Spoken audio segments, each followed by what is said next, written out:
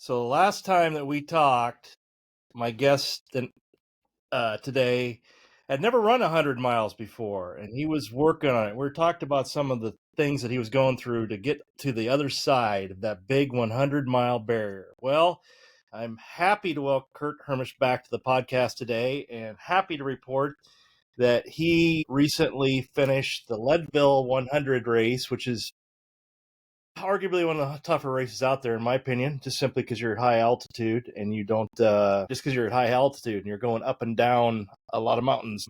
So I'm just gonna get moving here. That if they haven't listened to your last podcast that we had, shame on them, my listeners. You need to listen to that because we're going into the next chapter. The way I look at it, Curt, we're now talking about things that you were never been able to talk about until now, and so I want to get into that a little bit today. How are you, my friend? Congratulations, by the way. Thank you, Sam. I appreciate that. Yeah, I'm good.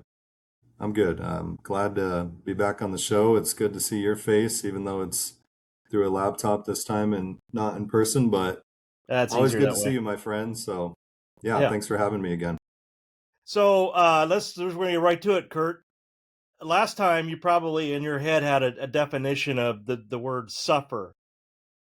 What changed? What suffer to you now? Man, yeah, it's been quite the journey since the last time we talked, filled with failures and success. So, yeah, man, the last time we talked, I had already attempted one 100-mile ultra marathon, which, you go back and listen to that podcast, definitely humbled me. And then I was about ready to attempt my second one, which was in December of last year. So it was almost exactly a year ago.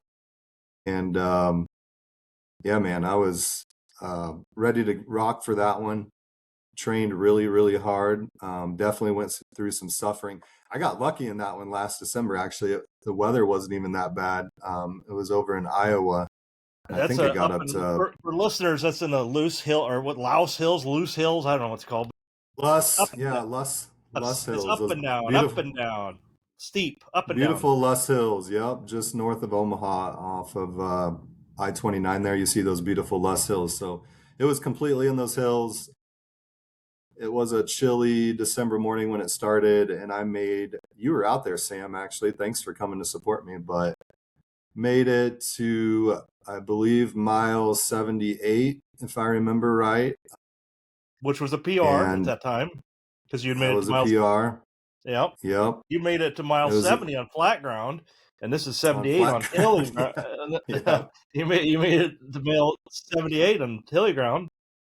I had some ankle, excuses, but I had some ankle stuff going on, and my body just wasn't ready to handle that. So you fail a 100-mile ultra on flat ground in Nebraska, and then you fail a 100-mile ultra on some hilly stuff over in Iowa.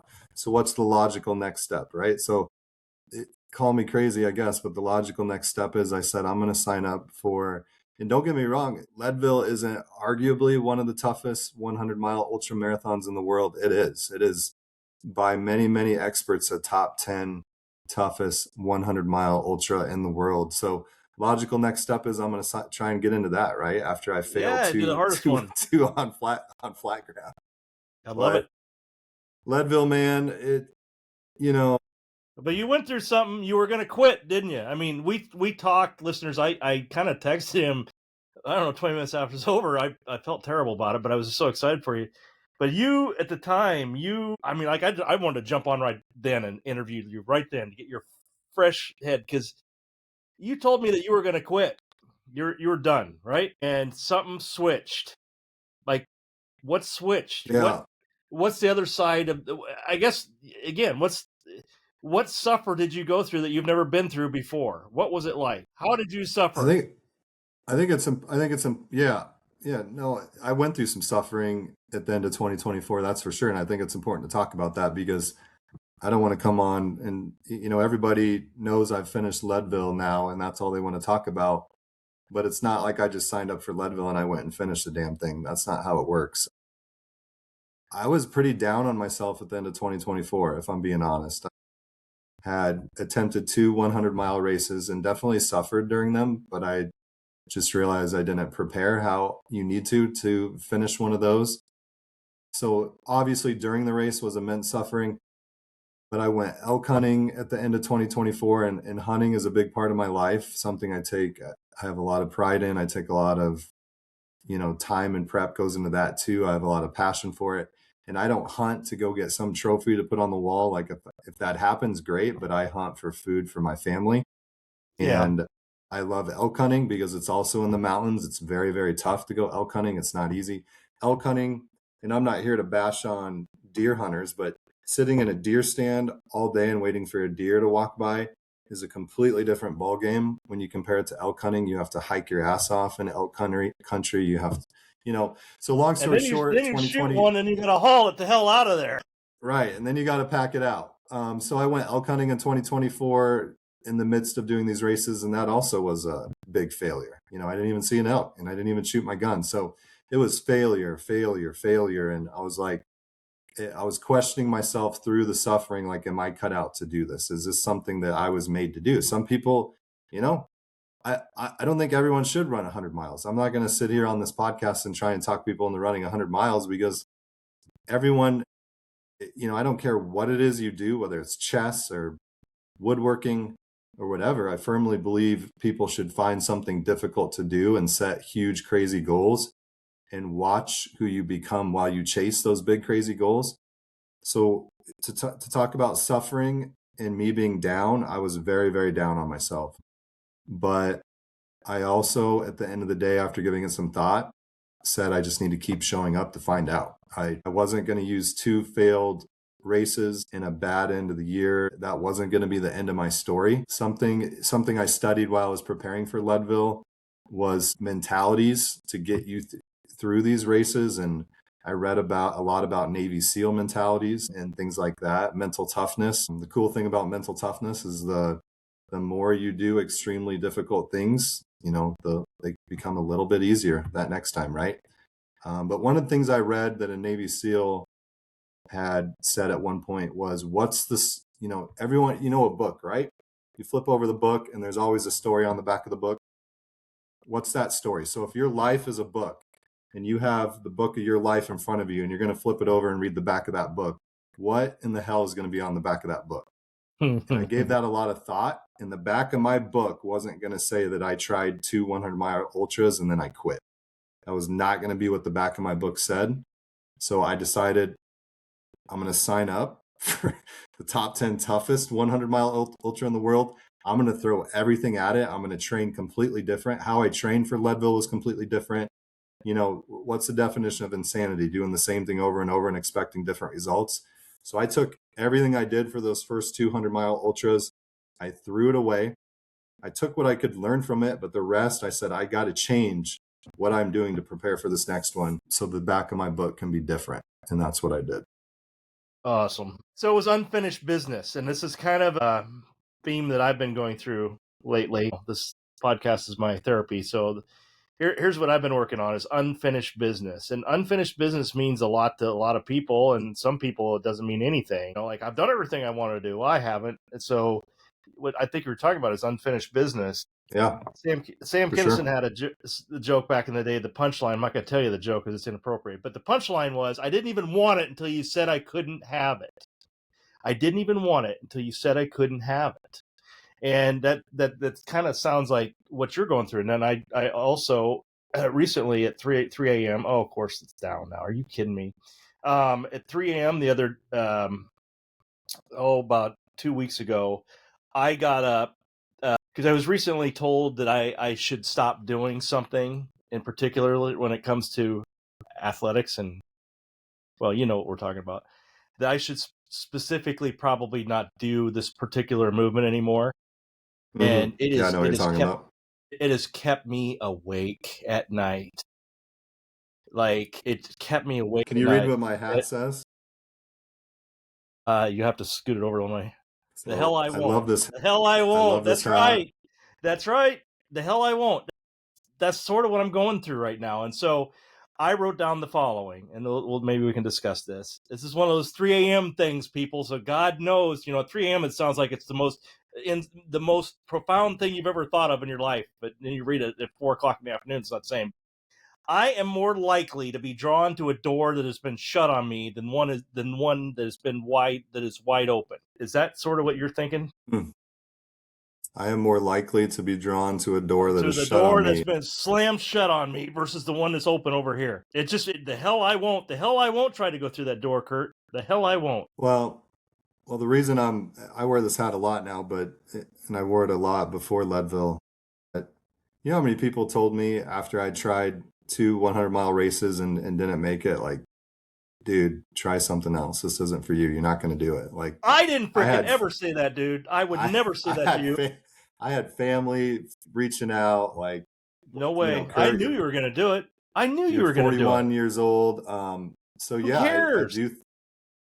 Yeah, exactly. That was never my mentality, you know, outside of being down a little bit and questioning things. But the hell I won't, you know, when someone tells you you're not going to do something, you know, that's when it lights a fire inside of you, right? So 100%, the 100-mile curse, I like to call it, that door was slammed shut.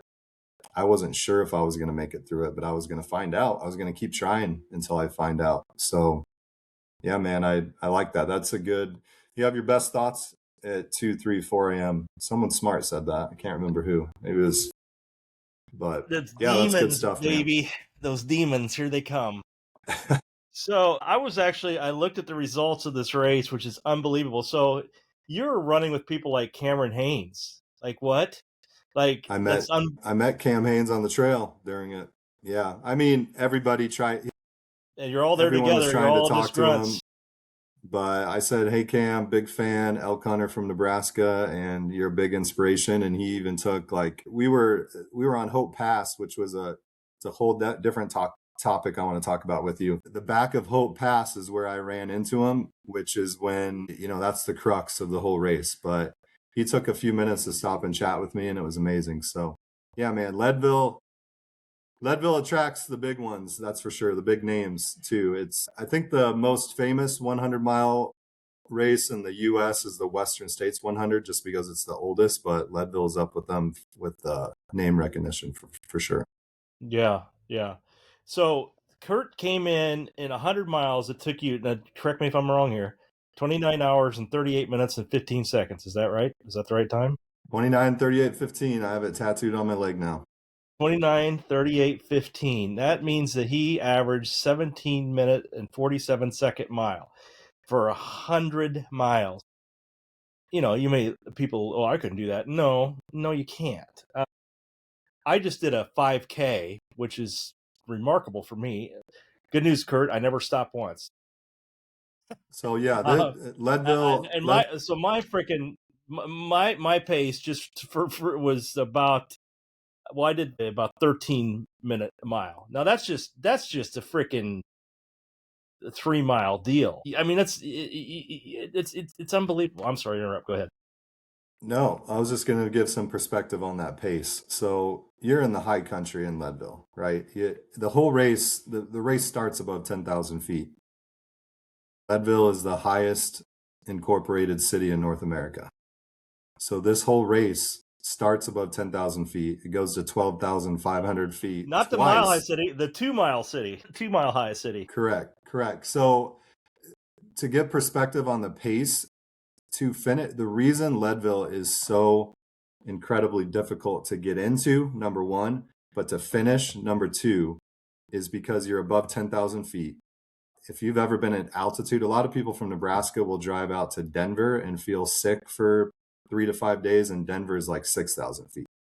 So imagine going to 10,000 feet, that you can be in the best shape of your life. You can be in Olympic athlete shape, And not but be your able to GI sleep at night. system, Yeah. you can't drink water. I know some runners who couldn't keep water down and they had to quit. They have such Yeah. GI problems at 10,000 feet. Poop through a screen door and not So touch a wire. Yeah. Yeah. Yeah. exactly. So in some of these ascents we're going up in high country, you couldn't run up these mountains if you wanted, these mountain trails if you wanted to. Running would actually be stupid, because you'd go slower trying to run up some of these trails than you would just power hiking. So the fastest you can go up, so like on Hope Pass, when you're going from 10,000 to 12,000 feet in the matter of like 6, 7 miles, you can reach out and touch the trail in front of you. That's how steep it is. So you, even when you're working your ass off and going as quick as you can up this trail, you're probably hitting a 21, 22-minute pace on those sections. So every flat section and downhill section on Leadville, you have to run. I ran those probably at a 9, 10-minute pace. So to put it in perspective, everything that was runnable for the whole 100 miles was at a 9, probably 10, 11-minute pace, somewhere in there. But the sections where you're climbing, it's impossible to get. You can't go any quicker than an 18, 19-minute pace. You just can't. So yeah, I had a whole strategy of the pace I wanted to keep, but that's the other difficult part about Leadville too, is they have aid stations about every 10 to 12 miles for the whole 100. And Leadville has extremely aggressive cutoff times at every aid station. So even at from mile 1 to 13, you don't get to that first aid station by a certain time, they boot you. I Even didn't if you're know that. feeling great, even if you can keep going, you have to hit checkpoints Standard time cap at every aid station. Yeah. And they're extremely aggressive the first 50 miles for a few reasons. They don't just do that to be jerks. They do that because Hope Pass, which is, I'd say, about 70% of runners who don't finish don't make it through Hope Pass. And Hope Pass is usually when it's starting to get dark out too. So just for search and rescue reasons, the race coordinators or whatever you want to call them, they don't want search and rescue going to look for runners on Hope Pass in the middle of the night, and dealing with that. So that's why they strategically have very aggressive cutoff times the first 50 miles. So you have to be cooking. You can't be taking it easy and walking and power hiking those first 50 miles. You got to be moving. And if you make it to mile 50 and turn around, they get a little bit lax the last 50. But I probably hit every cutoff with maybe 30 to 60 minutes to spare, which isn't a whole lot. So I was chasing cutoffs the whole time, Wow. even at the end of the race. So, Wow. yeah. That's fascinating. That's really fascinating. So when you first dreamed of Leadville, what did the finish line look like in your head? The first step is getting into Leadville, which is so there's about this. I think this year there was 770 people who made it to the starting line of Leadville, which sounds like a lot, but I think there's between 3,000 and 5,000 people that apply to run Leadville every year. So I talked to one guy. I think only 383 actually ran the whole thing, is what I understand. Less than 50% on average finish Leadville that started. Think of the training and what it takes to even get to the starting line of the Leadville 100. Think about all these people and the shape they were in, physically and mentally. Still, after some people train for 5 years for this race, still less than 50% of people. So you look to your right, you look to your left at the starting line. One of those dudes isn't making it to the finish line. Yep. So that right there goes to speak with how incredibly difficult it is. But just getting into Leadville, I talked to a guy who applied for 10 years in a row before he got in, because they do a lottery system. It's not a race you can just sign up for. You can't just say, hey, I want to run Leadville next year and sign up for it. That's not how it works. You have to put your name in a lottery and you have to be drawn and chosen to choose to run Leadville. But there's one other way you can get into Leadville, and that's by partnering with a charity, which I definitely want to talk about this. So I was researching ways to get in Leadville, because being 41, I wasn't going to wait 5 years to get into this damn thing. I knew I want to do this thing next year. So I have to figure out how am I going to get into it next year. So I was researching ways to get in, and Leadville partners with quite a few different charities. And if you partner with a charity and team up with them and raise a certain amount of money for this charity, you get an automatic entry into the Leadville 100. So I'm reading through these charities, and, they have quick little summaries about each one, but I come across one called First Ascents. And First Ascents is a company out of Colorado. And the only thing they do is they take young adults with cancer. So we're talking anywhere from teenagers to adolescents to young adults that are battling cancer. And they take them on a fully funded outdoor adventure for a whole week. So, Awesome. Anyone in America that's battling cancer that applies to get into First Ascents gets flown or driven wherever, and they get to go kayak or surf or rock climb and have this epic outdoor adventure. But the coolest thing is they get to hang out with people that are battling the same things as them, other young adults with cancer for this week. And they just get to be a human being and they get to be themselves. The cool thing about the mountains and the outdoors is the mountains don't give a shit who you are or what your feelings are. They treat everybody the same.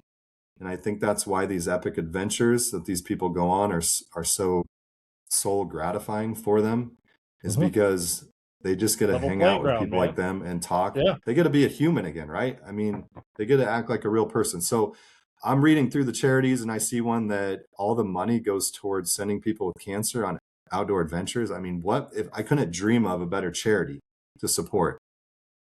Literally. So I was hooked right away. I was like, this is it. This is what I have to do.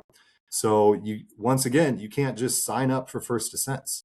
I had to fill out an application. It's like a 10 to 15 questionnaire about why you want to do it, what's important to you, why this charity means something, all these different things. So they're very particular and choosy with who they let join as well. So thankfully, I got the email that I was chosen. That happened about a year ago right now. I think it was last December. It was actually right before the race over in Iowa. I found out I was getting into Leadville. But I teamed up with First Descents, and the goal was to raise $3,500 from about January to August. The reason $3,500 is the magic number is 3,500 sends one person with cancer on a week-long trip in the outdoors, which is pretty cool. So I ended up raising about $4,300, and I thought I thought Leadville was going to be the most important thing about this whole thing, but it completely flipped upside down. By the time I was in Colorado this past August for the race, the most important thing had become First Descents. Like, it is such an amazing charity and what they do for people, and just meeting some of these young adults that are going through this and battling cancer and what this money means to them. The race became not about Curt. It became about these kids battling cancer, and they're going through, you talked about suffering earlier.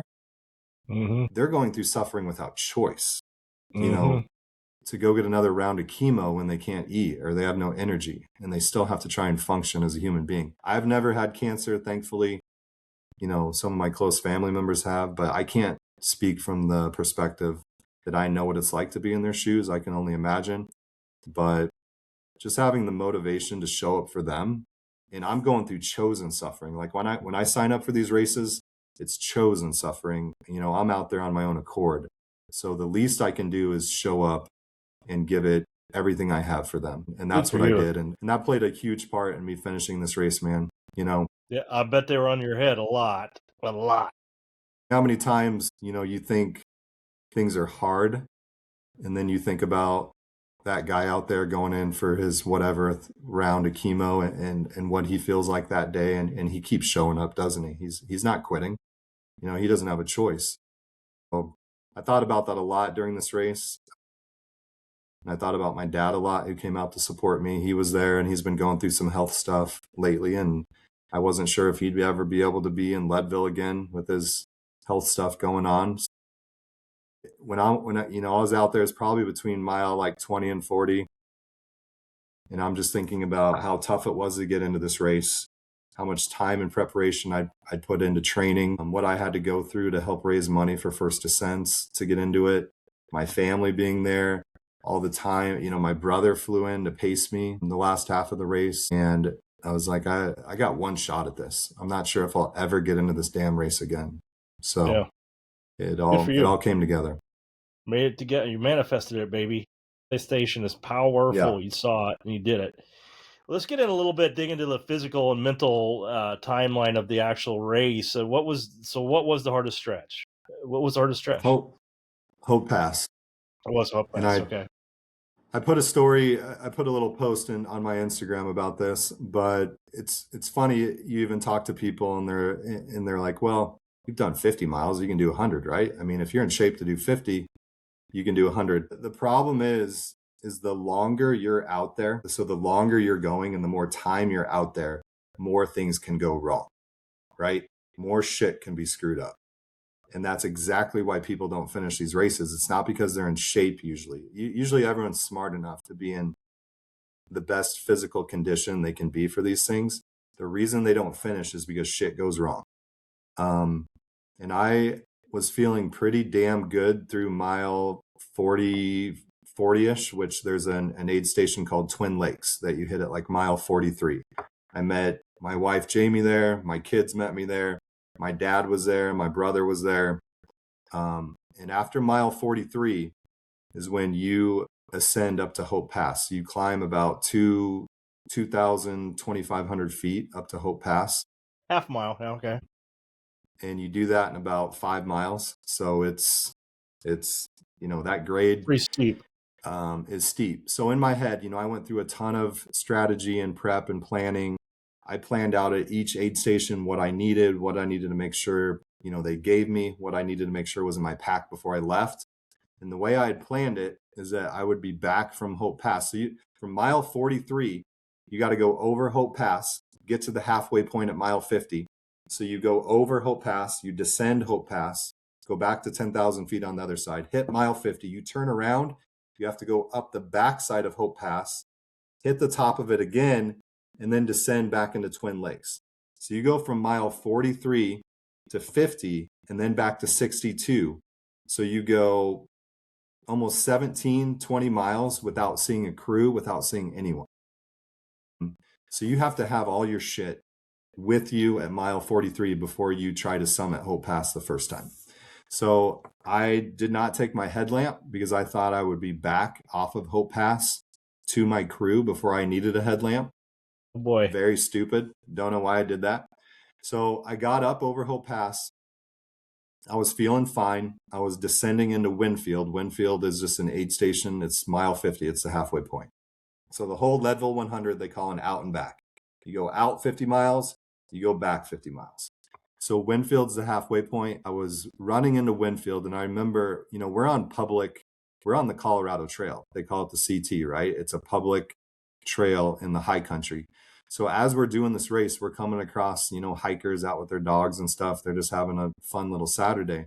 But I remember running into Winfield, and I passed a group of hikers, and I remember them saying as I passed, those group of guys, they're not going to finish, are they? They're not going to make it in time. And I just remember them talking about that, and that fucking pissed me off. Like, they did not know who I was. They did not know how I'd trained for this. They did not know my strategy. They don't know me, son. You don't know me, son. They saw me running by them, and they didn't know. They just, if it was me out there hiking and I saw someone coming in barely before cutoff at mile 50, like, how in the hell is he going to make it to mile 100? But that lit a fire inside of me. I got to Winfield probably 25, 30 minutes before cutoff, before they booted me. 70% of people quit at Winfield. You make it over Hope Pass and you're destroyed that first time.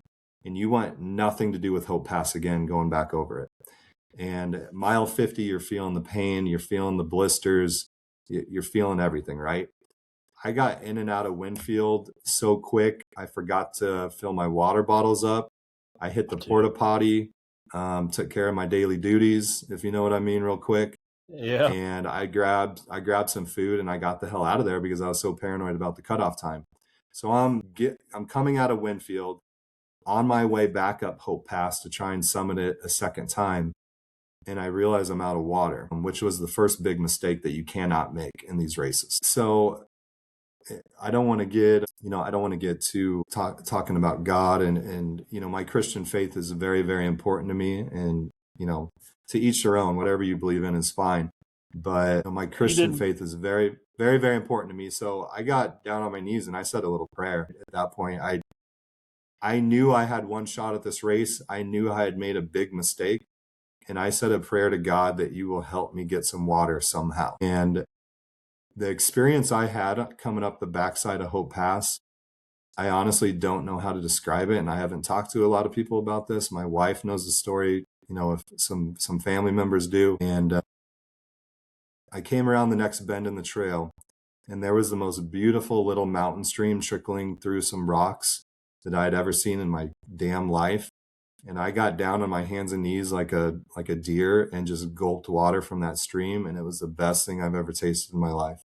And it brought life, literally just shot life back into me, filled up my flask, and I was off. So that was a big turning point to come across a stream. And some people, worry about giardia. You're not necessarily supposed to just drink water from the mountains, right? Without fear of giardia and getting sick, which giardia takes like 8 to 10 hours to take effect or whatever. Sometimes it takes like 24 hours, I think. So in my mind, I was like, screw it. I'll worry about giardia tomorrow. I just need some water. So I was drinking the crap out of that water. I kept going.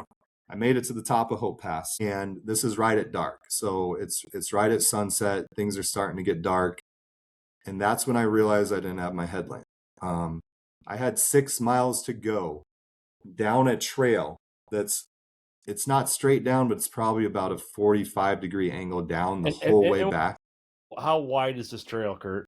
Not very, They right? call it a single track in the trail running world. A single track means it's only one lane.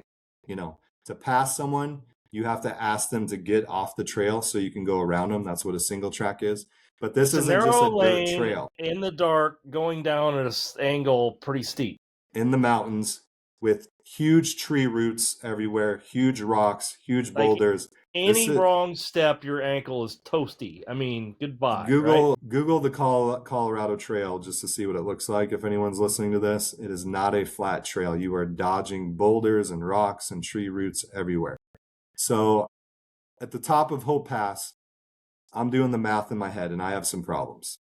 Number one, I just ran out of water. That problem was fixed, right? Number two, I had 6 miles to go to get to my crew and I had no headlamp and I was going to be in pitch dark.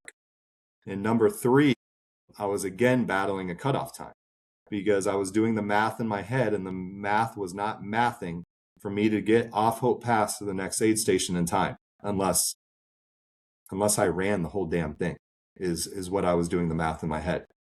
So at this point, this is where most people's race ends. This is where I went up to search and rescue at the top of Hope Pass because they're up there for whatever, to help whoever they need to, or in case something happens. And I said, hey, I forgot my headlamp. Can I borrow one and give it, I'll return it to the search and rescue tent when I get off of Hope Pass.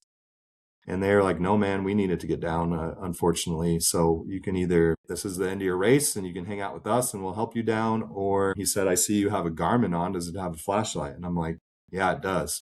So I turned the flashlight on my Garmin watch, which is a pretty decent light, but it's not like having a good headlamp, right? It shows just a little sliver of the trail in front of you. So I had my trekking poles, I had my Garmin watch like this because the flashlight comes out of the front of this, and I sprinted down Hope Pass 6 miles straight, not stopping the walk. Sprint? I was dodging roots. I was dodging rocks. Dude. I never took a break. I never stopped running once all the way down Hope Pass. And I didn't trip once. And I made it back to Twin Lakes at mile 62 a half hour before cutoff. And it was a damn miracle. How long do you think it took you to do that 6 mile sprint? It was about an hour and a half of just running straight downhill. You ain't going to forget that hour and a half for a while, are you? I mean, so many things here, Sam, that we could talk about this for 4 hours, but just to jump back quick to my training and how I train differently for this race. You can't just go out and run when you're training for the Leadville 100. I did Mountain Tough workouts, which is a strength and conditioning program.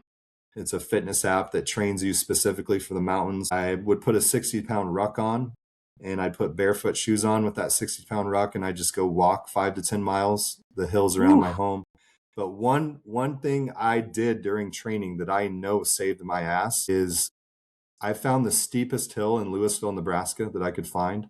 And it's a steep, long-ass hill.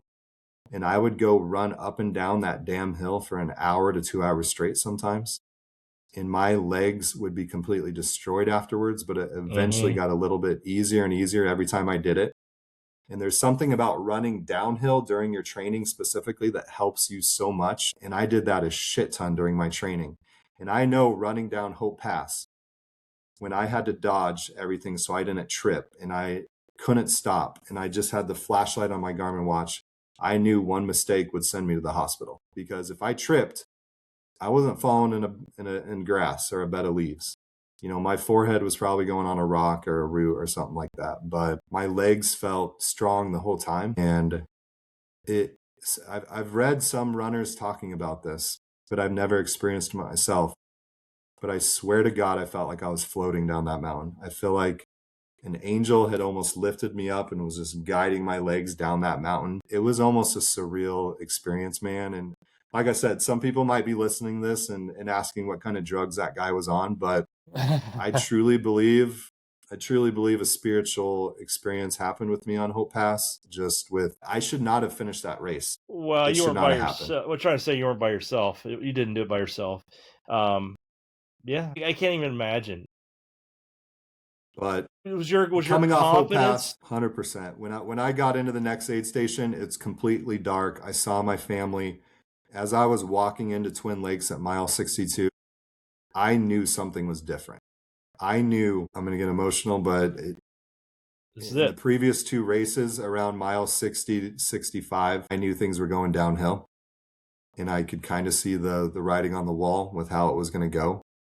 When my ass got off of Hope Pass, I knew I was different, and I wasn't sure if it was because of the brutal training. I wasn't sure if, maybe God was with me more than he should have been. I don't know what was going on, but I knew I had a good chance to finish this damn race, and my confidence was sky high Sky after high. that. If Yeah. you go through something like I experienced on Hope Pass, I knew in my head there's nothing worse that can happen to me these next 40 miles. So that's when you saw Haynes. Was it where'd you see Haynes? Right before at the aid station, or where'd you see him? I saw Haynes as I was coming up the back of Hope Pass. On the way back And up? no, my fault. I was descending Hope Pass into mile 50. So Haynes was Okay, ahead of me. He had already gone to mile 50 and was coming back up Hope Pass, and I was got it. descending Hope Pass the first time. So Got that's when I got it. bumped into him. Yep. Got it. You got it. So And I would think that would be a little jump for you too. I mean, just I don't know, just a little yeah, something and something there. I saw Truett Haynes too. Cam, have you heard of Cam's son, Truett? Yeah. Well, he beat yeah. Cam came in like 5 hours ahead of you, I think, and Truett was ahead of him by another couple, two, Yeah, 3 hours. So Truett's a stud. Truett's Truett's an absolute stud. Like he broke Goggins' pull-up record. Yeah. Yeah. Truett Yeah. Haynes did. Yeah. So he's a stud. I That's met Truett a little bit too and just said, hey man, big fan, but whatever. And Cam was really cool. He actually took a minute or two to talk to me, but just seeing those people out there grinding, and Cam's like, I think the dude's like 56, 57 years old too, I still think doing he's these a things. year. He's about my age. I'm 57. It might be a Yeah. year younger, but yeah, that's right. Yeah, he's a maniac. No, and that's a bad word to describe it. He's not a maniac. He's a savage, is what he is. That's what he is. Savage. He He is ain't no 100%. maniac. That is awesome. How, did your how did your pacing and nutrition evolve as the clock kept ticking? Did you do a better job on that this time? It's about the Yeah. same, or Well, what did you learn? I did a lot of research on that going into this. There's a runner called David Roche who is actually the record holder for the Leadville 100. He broke it 2 years ago, and he broke it this year as well. He he's I think he ran the thing in like 15, 16 hours, some crazy amount. He's Basically twice as fast as you. yeah, twice as fast as everyone. I think second place was like 3 hours behind him or something. It's insane. But yeah. So anyways, he's kind of the trailblazer on high carb, not only during races, but during training. So a lot of people have different viewpoints points on this. I'm not here to say someone's wrong and someone's right. Whatever your body likes, whatever works for your body, do it. Some people, go into ketosis and you can just burn fat while you run these things. And some people think that's more efficient. But for me, my body loves high carb during these things, and The energy. most top endurance athletes are going high carb. You talk to any of those savages that do the Tour de France, and they're taking in carbs as much as they can. But anyways, I did carb gels, and I did 60 to 90 grams of carb gels every hour, which these gel packets were 30-gram packets. So I took in 2 to 3 packets every hour. I was very disciplined about that the first 50 miles. And I didn't just do carbs. You know, when you're out there for 29 hours, you have to have some fat, you have to have protein. I was eating mashed potatoes, which are quick carbs, real food, you know, a lot of different stuff. Leadville 100 is an eating contest at its core, because if you stop eating and if you get dehydrated, your race is over. And to go back earlier, we were talking about the altitude, right? And people's GI systems getting screwed up above in altitude. Some people get such bad altitude sickness, or their GI is so screwed up they just can't keep water down. You know, I was very fortunate. For some reason, my body adapts really, really well to altitude. I never had any sickness or nausea or anything like that the whole time. I was able to take in about 60 to 90 grams of carbs the whole damn race, which is pretty incredible, along with a lot of other food. My brother flew in from Oregon, and he's not a runner. He is definitely in shape. He goes, you know, he elk hunts, he bikes a lot. He's an awesome, you know, you can take him out and do a 10-mile hike with him and he'll be just fine. But preparing for this race, he was prepared to pace me about 10 miles.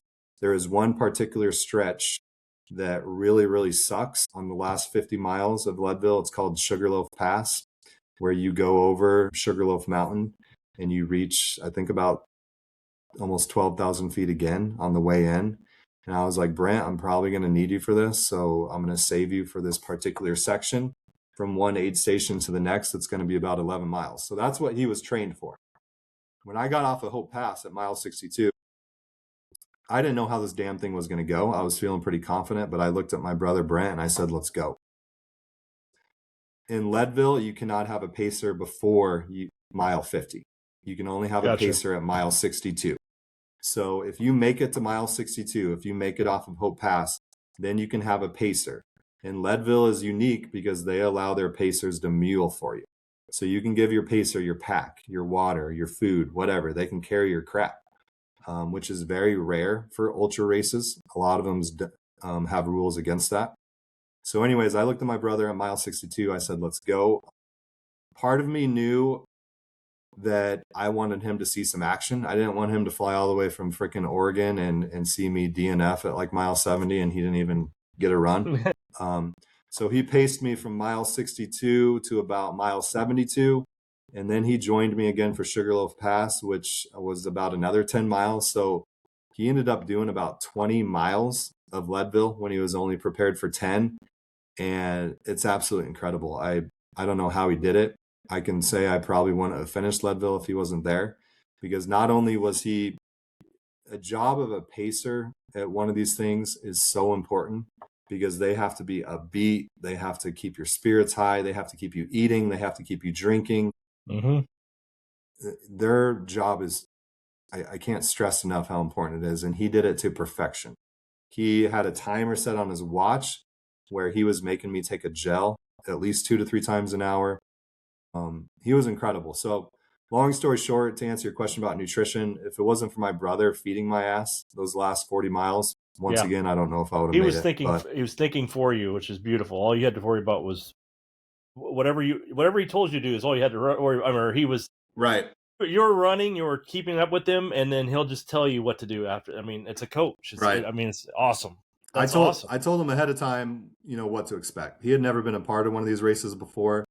And it's like a ER. It's like a trauma the last 50 miles. There's people on hands and knees throwing up on the side of the trail, you know, going to the bathroom on the side of the trail, crying, laying down, crying on the side of the trail. And the last 50 miles, you can have a pacer. So what you'll see as you're going down the trail is a lot of pacers just standing there looking at their runner while their runner is trying to get their life together, throwing up, doing whatever. It's incredible. Incredible is probably not the right word, but to me, it'd be like it's the same thing. Drive down interstate in a blizzard. You see all these trucks on the side of the road, and you're like, "Well, at least I'm not that guy, but I better freaking stay focused here."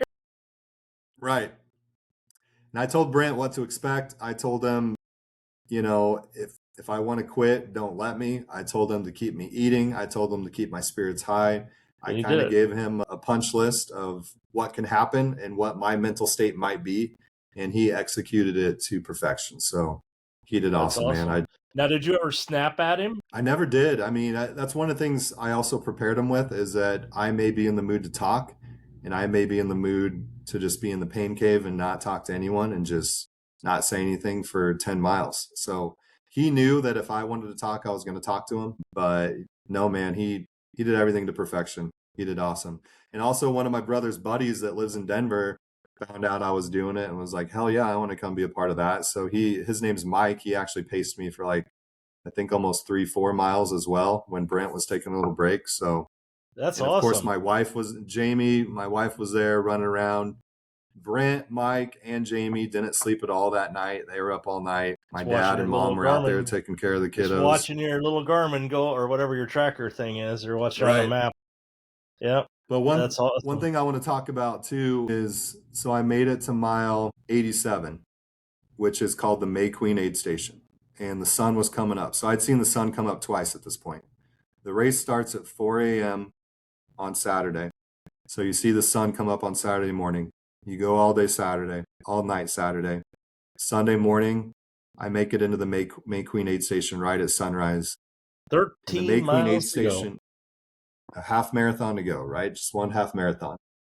But once again, man, I was battling cutoffs. My plan was to get to May Queen with 13 miles to go in enough time where I could walk those 13 miles if I had to. If I was in that rough a shape where I had to walk it out from there, I wanted to be able to do that because Jamie, my wife, was planning on pacing me from May Queen on to the finish line.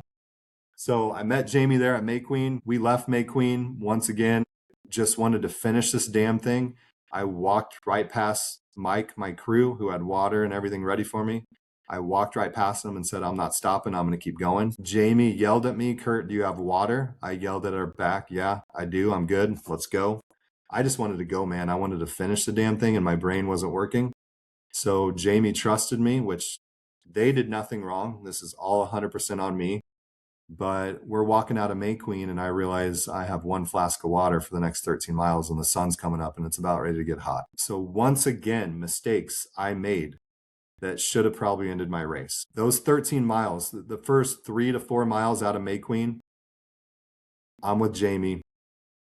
I'm doing the math in my head. I know I have to run probably at least 7 or 8 of these last 13 miles at a 10-minute pace to finish in time.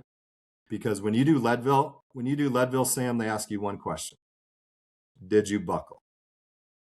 That's the only thing that matters at Leadville is did you buckle?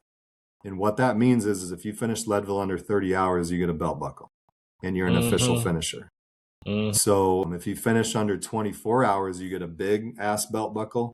But if you finish under 30, you get the belt buckle. So that is the only thing that matters at Leadville is finishing under 30 hours. So once again, running out of water, once again, knew I had to run probably 7 or 8 of these last miles to finish under 30 hours. And I was down, man. I was beat up. I had been in the middle of the night with my brother with me. I'd been falling asleep as I was hiking.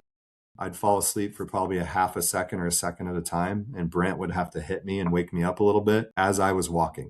It's very disconcerting, isn't it? It's very alarming. I was hallucinating. At one point, I think I had yelled at a tree because I thought a tree branch was a moose and figured out that the tree branch was not a moose. And then I apologized to the tree branch for yelling at it. So Well, that's nice.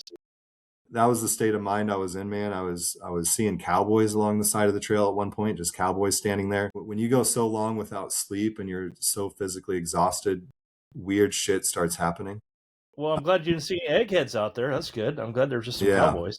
That's good. Yeah, yeah, that's right. So anyways, man, coming out of May Queen, I shit you not, I was going through in my head what I'd tell people. I was going through in my head, well, I didn't finish under 30, but I still finished. Or, I made it to mile 90 of Leadville. Who does that? I was going through the scenarios in my head of what I tell people. In my head, it was, here we go again. My third 100-mile race, I'm not going to finish. And this time I wasn't finishing because I was quitting. I knew I could make it to a mile 100. I just wasn't going to make it in time in my head. Jamie knew what I was going through she could see it all over my face. And she looked at me and said, Curt, this isn't going to work with me staying with you because I'm not going to be able to run 8 or 9 miles. But I want you to leave me and I want you to get your ass moving and you're going to run until you finish this damn thing and you're going to finish this race. And she looked me in the eyes and said, Curt, you're finishing this race. And without her looking at me and saying that, I don't think I would have done it. I mean, So you're like a mile 90, like you're 3 miles from the aid station. I've Eh, I've about 10 you miles got to go. I've 10 been with Jamie miles. for about 3. Dang. 10 So miles, dude. It wasn't worth it to you. Like, yeah, I'm just not going to finish because I can't meet the time caps to the health. I'll just walk. and Even at mile it goes 90. without being said how you feel at that point. I mean, I couldn't feel my feet. I had stubbed my toes so many times. We haven't You're slept in just 2 days. I mean, you're in utter and complete physical and mental exhaustion. And all you want to do is lay down on the side of the trail and go to sleep. And when she said that, I said, "You're right." And she left the trail. When there was little camp, so we were going around Turquoise Lake, which is absolutely gorgeous. And I wish I could have appreciated it more with the sun coming up over it. But there's campgrounds all along Turquoise Lake. She went through a campground. She called my dad. My dad came and picked her up, and I took off. And I ran 7 or 8 of those last miles at the pace I needed to finish. 10-minute And pace, dude. we finished the damn thing. I don't remember exactly what it was, but I ran enough of the miles that I knew I'd Well, finish under 30. you were running faster than I can on my best day.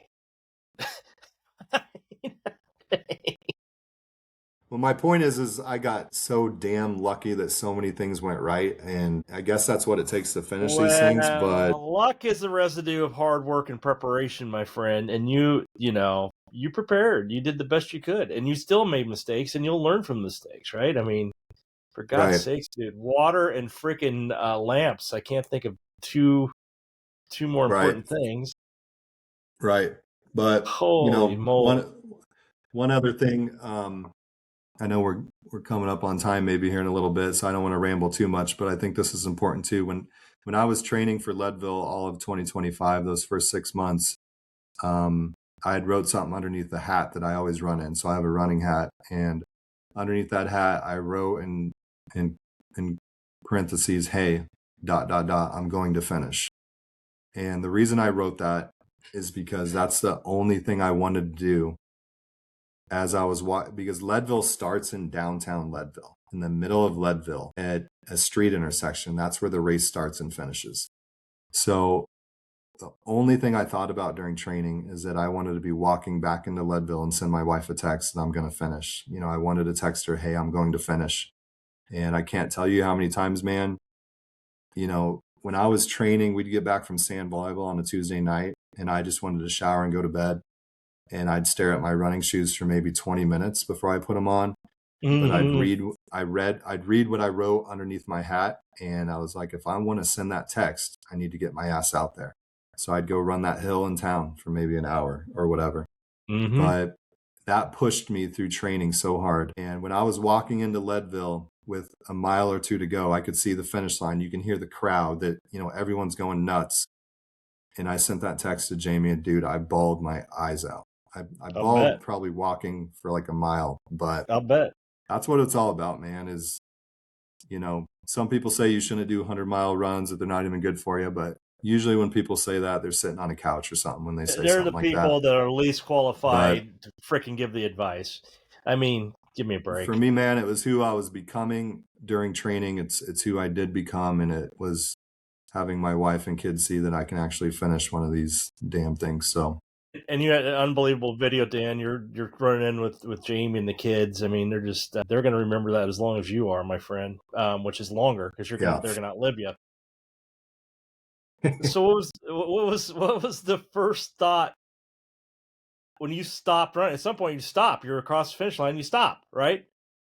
So what? I mean, it's a stupid question, but I'm going to ask it anyway. What was going through your head when you stopped running? You stopped. I finished. I'm done. I got the buckle. I'll never be the same. I mean, you have a lot of meetings. There was one big athlete meeting before Leadville where you have to meet at the local high school in Leadville, and the guy who started the Leadville 100, his name's Ken. He's lived in Leadville forever. He's a cowboy. He gave us a little speech, and that was the day before the race, and he said, "If you finish this thing, you'll be changed forever. You will never be the same." I mean, he's 100% right. Leadville is magical to me. It's always going to have a place in my heart. I'm never going to be the same after that. After going through something like that and realizing what you're capable of, it's amazing. But what did I do after I crossed the finish line, Sam?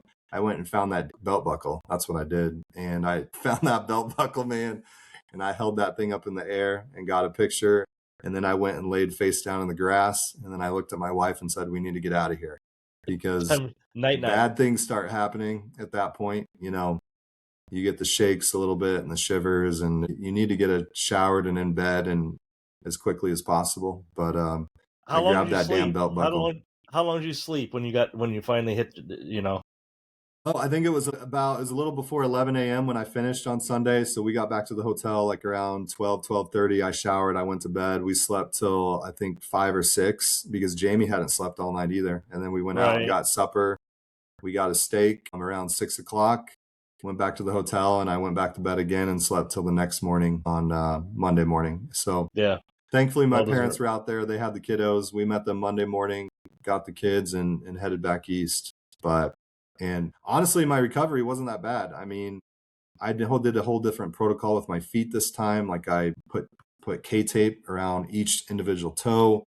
I didn't have a lot of shit going on that had affected me in shorter, earlier races. So I was pretty sore for that first week. I remember we got back and a few days later, I kind of felt like I had the flu, like so I rested a lot. The most important thing after those is drinking a Rest. lot of water, taking a lot of protein and getting rest, man. But I think it was about a week later, I went out for a little 5 mile run and felt great. So yeah. Very cool. Last question, my friend.